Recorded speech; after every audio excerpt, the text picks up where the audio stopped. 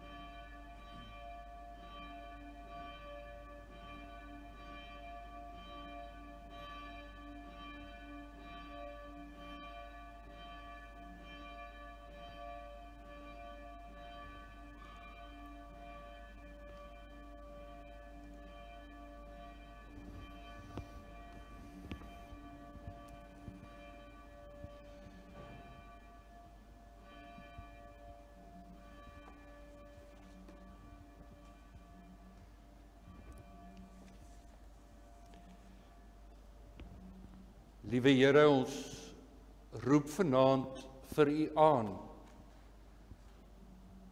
Ons het die afgelope tyd hierdie ongelooflike fees gevier, waarin ons onsself daaraan herinner het, Here, dat U die dood oorwin het, dat U opgestaan het en dat U lewe.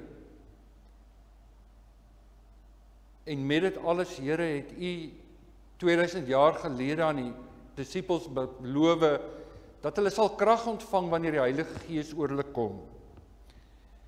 En Vader, ons bid vanaand dat U Gees ook hier sal wees op 'n baie spesiale manier in ons harte, saam met ons, en dat U vanaand met elkeen van ons sal praat.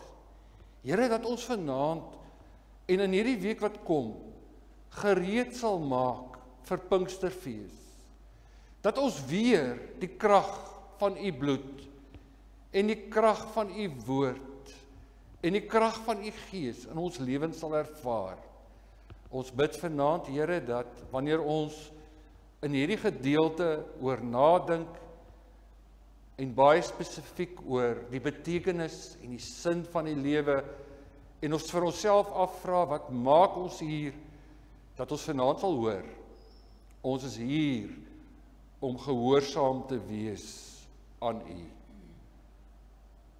Ons bid dit alles in die naam van die Vader en die Seun en die Heilige Gees. Amen. Die Here groet jou, genade en vrede vir jou van God ons Vader en die Here Jesus Christus deur die kragvolle werking van sy Heilige Gees. Vriende, ons gaan vanaand lees uit Jeremia hoofstuk 1, verse 4 tot 10. En voordat ons dit gaan lees, gaan ons eers, kan solank die Bybel daar oopmaak, gaan ons eers 'n lied sing, Gees van God wat in my woon. Maar wanneer ons hierdie gedeelte lees, gaan ek op spesifieke gedagtes wys waarop ek wil hê jy moet fokus. En is 6 van hulle.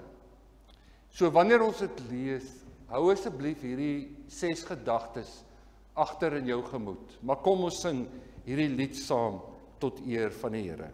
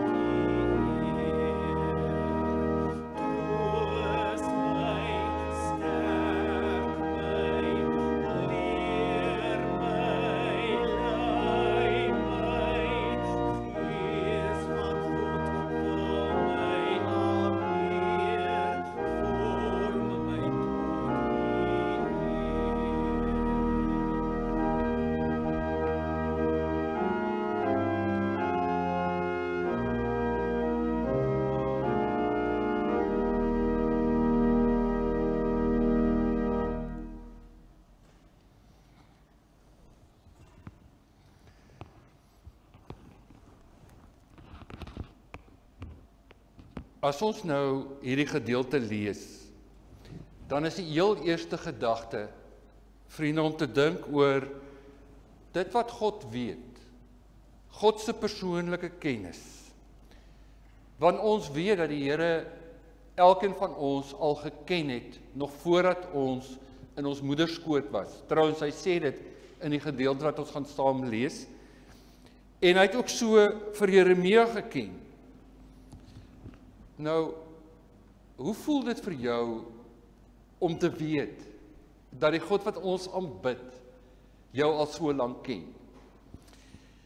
En die tweede gedagte kan ons sê word apart gestel deur God.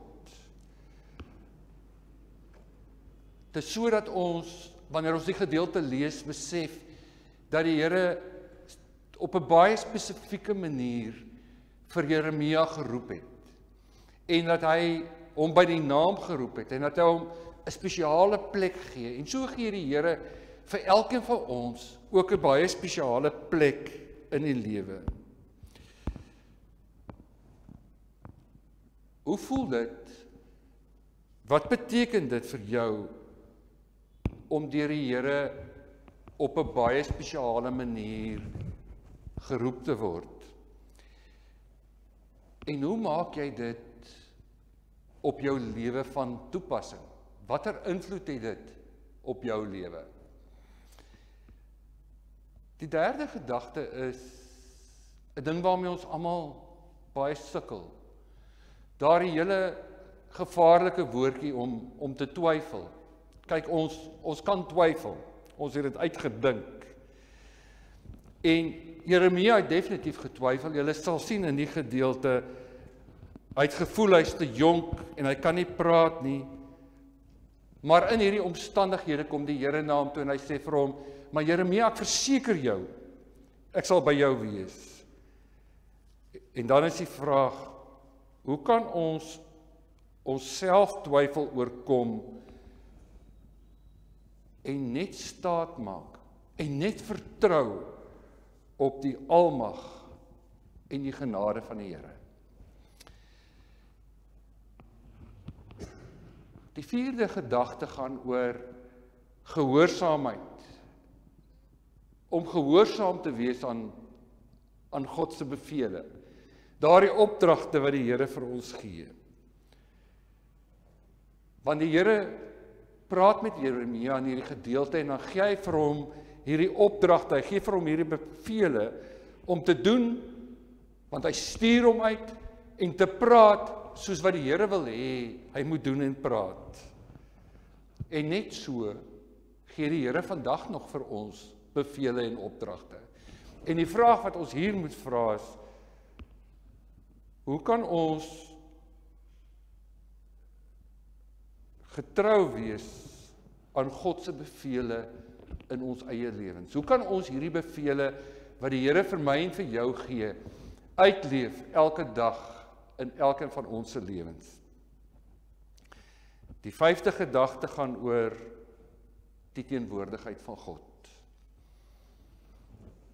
Die ongelooflike troos wat ons hier in Jeremia vind ons eintlik dwars deur die hele Bybel, waar die Here telkens beloof, en in hierdie gedeelte kom God en hy gee 'n belofte aan Jeremia. Hy sê vir hom, ek sal by jou wees, Jeremia, en ek sal jou red. Die vraag is, hoe beïnvloed die versekering van God se teenwoordigheid my en jou vrese en ons uitdagings? Wat doen dit aan ons as ons weet, as ons bang is, of bekommerd is, of onseker is, God is by ons? En die laagste een, God dank, gaan oor die bemagtiging deur God. God raak Jeremia se mond aan en hy plaas sy woorde in Jeremia se mond. Hy werk met Jeremia se hele liggaam, met sy hart, sy mond en sy verstand. Die vraag is, wat jy vir jouself moet afvra is, hoe bemagtig en lei God ons en vir jou in ons daaglikse lewens? Kom ons lees hierdie gedeelte saam. Dis Jeremia hoofstuk 1 vanaf vers 4. Die woord van die Here het tot my gekom. Nog voordat ek jou gevorm het in die baarmoeder, het ek jou geken. Nog voordat jy uitgegaan het uit die moederskoot, het ek jou geheilig. As profeet vir die nasies, het ek jou bestem. Daarop het ek gesê, ag my Heer, die Here kyk, ek weet nie hoe om te praat nie, want ek is nog 'n kind. Maar die Here het vir my gesê, moenie sê, ek is nog 'n kind nie, want na wie ook al ek jou stuur, moet jy gaan, en wat ek jou al beveel het, moet jy sê, jy moet nie vir hulle bang wees nie, want ek is by jou om jou te red. Is die uitspraak van die Here. Die Here het toe sy hand uitgesteek en my mond aangeraak. Die Here het vir my gesê, kyk, ek lê my woorde in jou mond. Let op, ek stel jou vandag aan oor die nasies en koninkryke om uit te ruk en af te breek, om ten gronde te laat gaan en plat te slaan, om te bou en om te plant. Ons lees net tot daar en geseënd is elkeen wat vanaand die woorde van die Here hoor. Verskoon my, ek wil net 'n bietjie water drink. Vriende, as mens die Bybel lees, dan is dit altyd vir my besonder om die roepingsverhale van die Bybel te bestudeer. Daardie kere wat die Here na mense toe gekom het in sy woord, wat hy vandag nog doen aan elkeen van ons, nie net dominees of priesters of profete nie, maar na elkeen van ons toe kom en ons by die naam roep en sê, maar ek het vir jou 'n taak. Ek vra van jou om iets in hierdie lewe te doen. Wanneer Jeremia hierdie roeping van God ontvang, wat 'n baie spesifieke roeping was, en ons hierdie gedeelte saamlees, dan sien ons hierdie innerlike stryd wat daar in Jeremia was. Want hierdie roeping vra van Jeremia iets. Dit vra van hom meer as om net iets te doen of om iets te sê. Dit vra van hom om homself op risiko te plaas. Want hierdie roeping, hierdie boodskap wat Jeremia vir die Here moet gaan oordra, die woorde wat die Here in sy mond lê, is moeilike woorde. En Jeremia weet, hy's jonk en hy weet hy's ook nog 'n swak spreker ook. Dalk was dit net te verskoning, ons sal nie weet nie. Maar die feit bly staan is, hy sê dit. En ek dink die feit dat hy dit sê, het hy definitief self so gevoel. En in hierdie stryd kom die Here na sy kind toe en hy sê, my kind, ek het iets wat ek wil hê jy vir my moet doen. In my eie lewe het ek ervaar dat daar tye is wat die Here vir ons vra om iets spesifieks te doen of iets spesifieks te sê of om ergens in 'n bepaalde omstandighede 'n verskil te maak. Nie noodwendig op 'n manier dat almal daarvan moet weet nie. Maar nog elke keer wanneer ek daai ervaring gehad het, was daar hierdie vrees wat by my opgekom het. As ek dit doen, hoe gaan mense dit ervaar? Hoe gaan mense dit beleef? Gaan mense nie dink maak as die klits kwyt nie? En dit is presies wat hier met Jeremia gebeur. Jeremia sukkel met selfvertroue. Hy sukkel met die vertroue om te gaan doen dit wat die Here van hom vra. En as 'n mens vra, hoekom gebeur dit?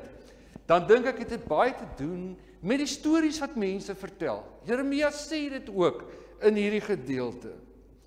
Hy praat van dit wat mense oor hom sê. Mense sal sê, ek is te jonk. Mense sal sê, maar ek is die regtige leier nie, kyk, hoor hoe kom ek hoor. Hoor hoe praat ek. Hulle gaan op my neerkyk. Hulle gaan my nie aanvaar nie. Dink 'n bietjie oor die stories wat ons soms van mense hoor en die stories wat ons soms van mense vertel. Die probleem met baie van hierdie stories is, dis dikwels waar. Maar is nog steeds nie noodwendig die regte ding om dit te gaan oorvertel nie. Want wanneer ons dit oorvertel, kan ons byvoorbeeld nie die konteks daarvan oordra nie. Of doen ons dit dikwels ook nie, as ons kan nie. En wanneer ons stories oorvertel en word oorvertel, dan kom daar verskillende stertjies by, en kort voor lank is die storie wat ons oordra baie meer imposant as die oorspronklike storie, en is dit ver van die waarheid af. Vriende, en dan is daar nog 'n eienskap aan negatiewe stories. Want negatiewe stories, soos in die geval van Jeremia, het die vermoë om terug te draai. Dit het die vermoë om weer terug te kom, en die persoon oor van wie daar gepraat word, hoor dit ook maar weer, met al die stertjies daaraan.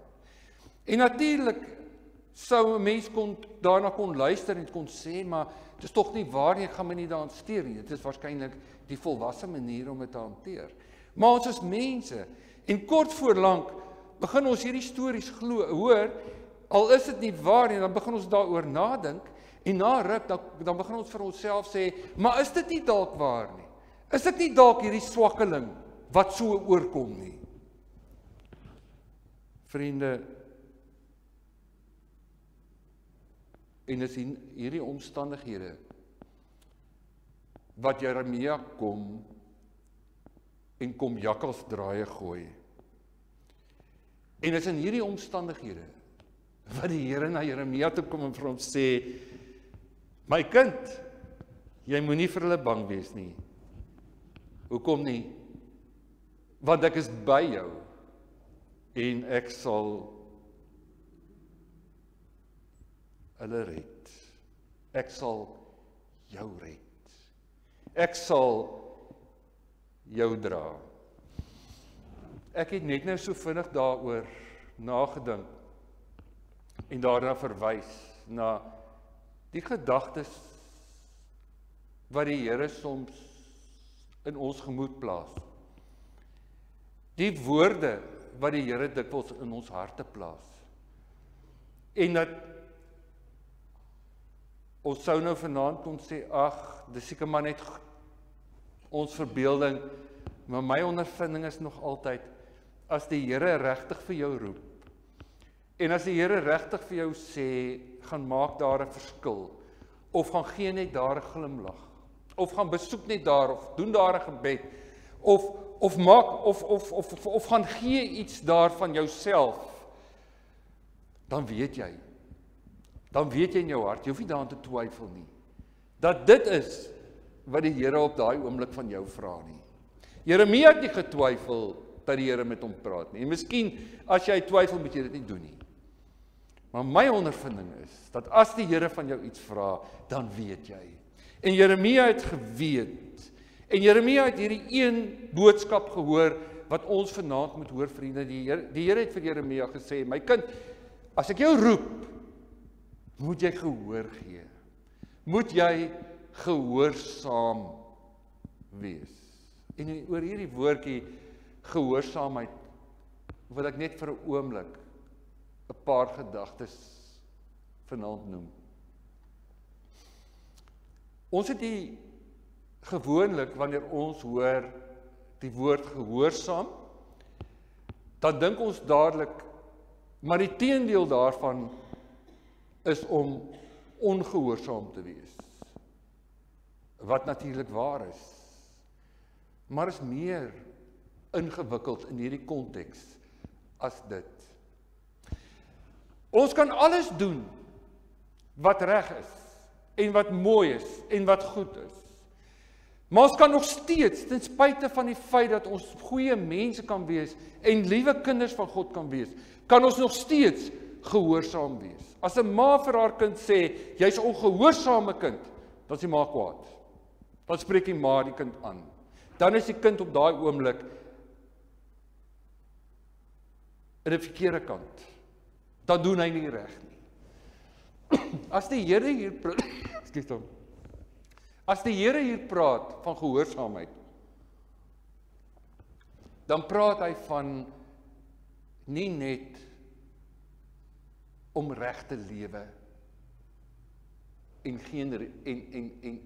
binne die riglyne te leef nie. Maar hy praat baie spesifiek, hoor jy wat ek van jou vra? In die Afrikaanse woord, wat ek dink heel gemaklik is vir ons tema vanaand, is daar hierdie twee woorde wat saamkom. Om te hoor en om saam te wees. Hoor, saam. En hoe hoor ons die stem van die Here? Ons hoor die stem van die Here baie keer as ons sy woord lees.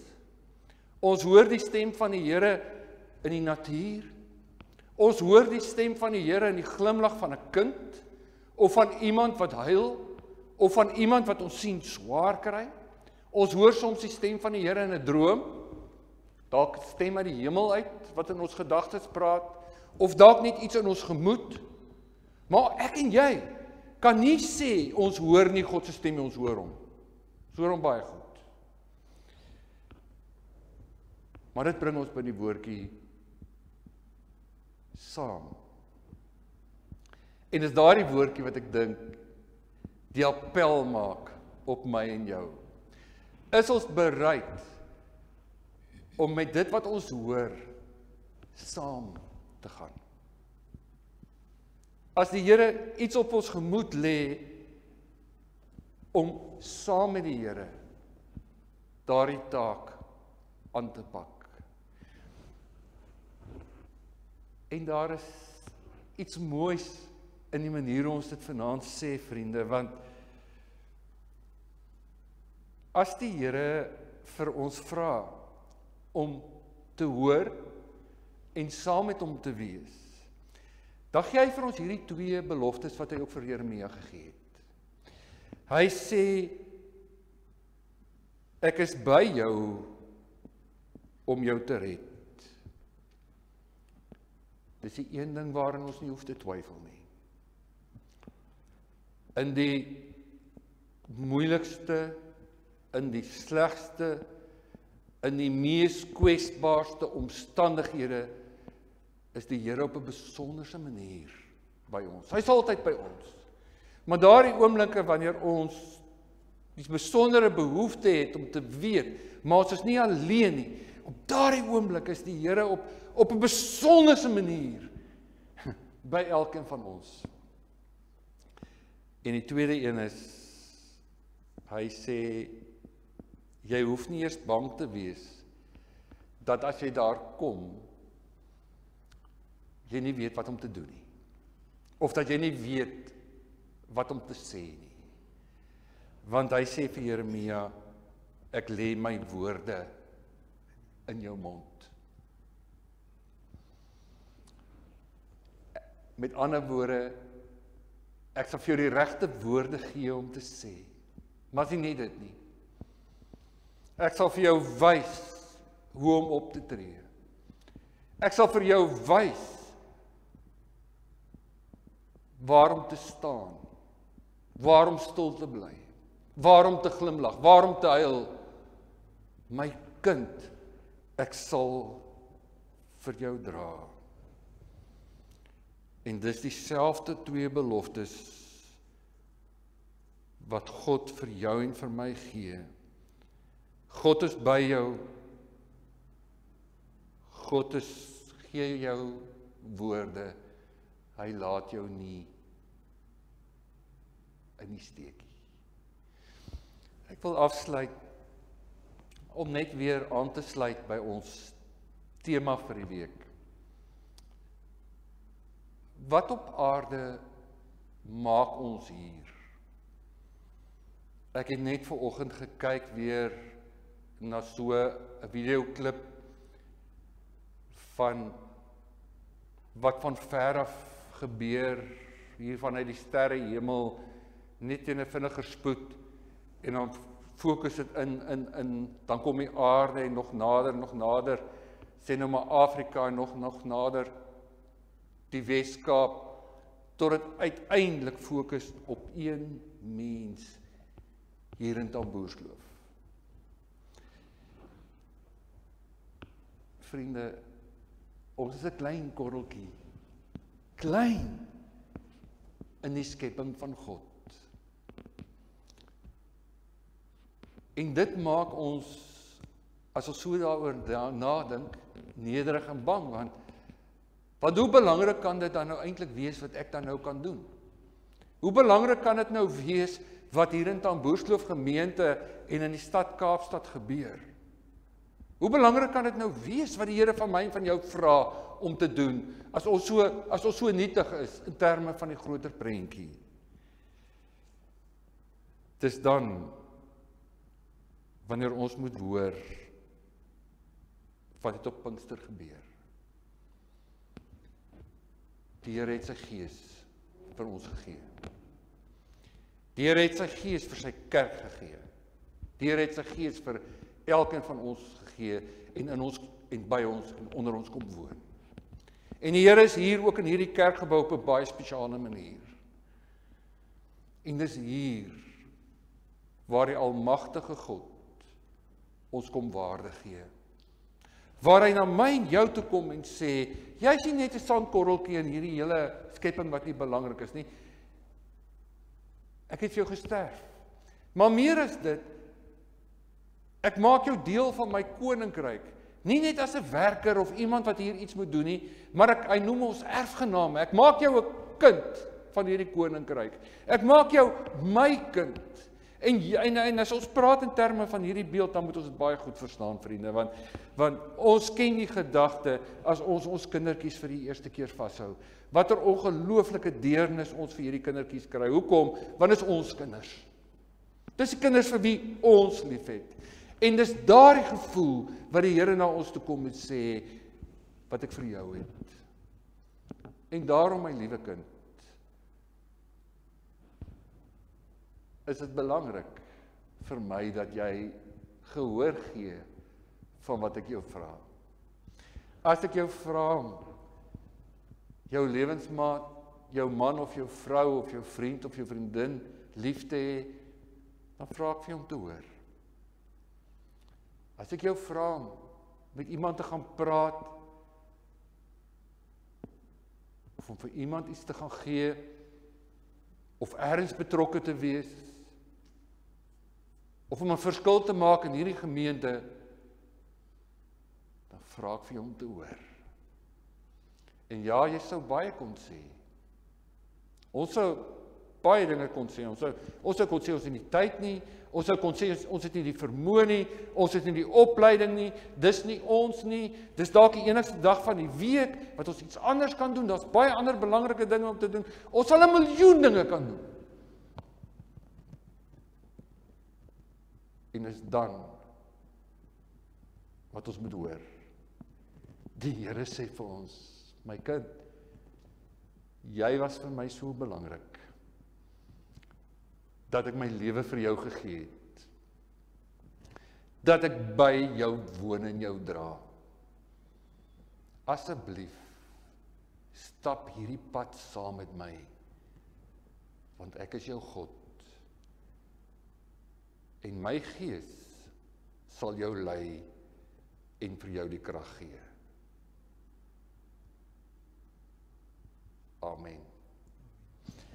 Ek gaan vra dat ons orgelis vir ons kort lied speel, en dan dat ons hierdie geleentheid kans gee vir gebed, en elkeen by hom of haarself, en ek wil graag 2 riglyne daar vra. Die een is, vra die Heilige Gees vanaand om vir jou, met ander woorde vir my, ek moet vanaand die Heilige Gees vra om my te help om te hoor en om die pad saam met die Here te wees. Met ander woorde om gehoorsaam te wees. En die tweede een is, bid dat die Heilige Gees jou sal motiveer, dat hy jou sal toerus en dat hy jou sal gebruik om in hierdie wêreld die liefde van God uit te dra. Verbaal of nie verbaal, of dit moontlik te maak dat ander mense dit beter kan doen, hoe dit ook al in jou hart is. Maar kom ons bid elkeen vanaand net by onsself hierdie 2 gebede.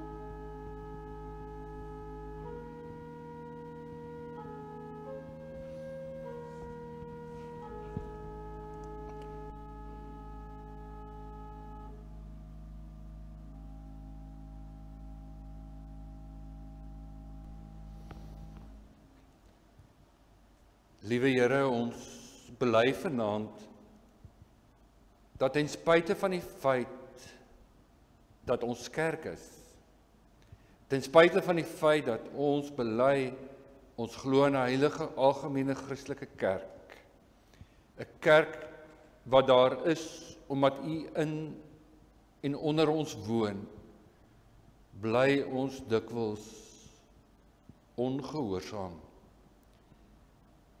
Doen ons nie altyd wat U van ons vra nie. En vanaand wil ons U daarvoor vergifnis vra. Dankie vir die genade wat ons ontvang van Jesus Christus se bloed aan die kruis. Dankie dat U deur die dood dit moontlik maak dat ons vergewe is en nuut gemaak word. En daarom vra ons Here dat U ook in hierdie Pinkstertyd en Sondag met die Pinksterfees deur U Gees hierdie gemeente en die kerk oor die wêreld sal lei om opnuut te hoor en weer 'n nuwe pad saam met U te stap. Here, in 'n land en 'n omgewing en in 'n wêreld waar dit so nodig is. Daar waar daar soveel onsekerheid is, nie net ekonomies nie, Here, maar ook in die lig van die verkiesing polities. En onsekerheid is in verhoudings tussen mense en tussen lande waar daar oorlog is. Verder vra ons, Here, dat U Gees ons sal motiveer, dat U ons die krag sal gee en die talent en die vermoë sal gee, sodat ons dit wat U van ons vra in hierdie wêreld kan doen. En Here, dankie dat ons nie daarvoor hoef bang te wees nie. Dankie dat ons nie hoef te twyfel of ons dit kan doen nie, want ons weet, Here, dat U niks sal van ons sal vra wat ons nie kan doen nie. Dat ons niks sal moet doen wat U nie vir ons die krag sal gee nie, en die wysheid sal gee nie.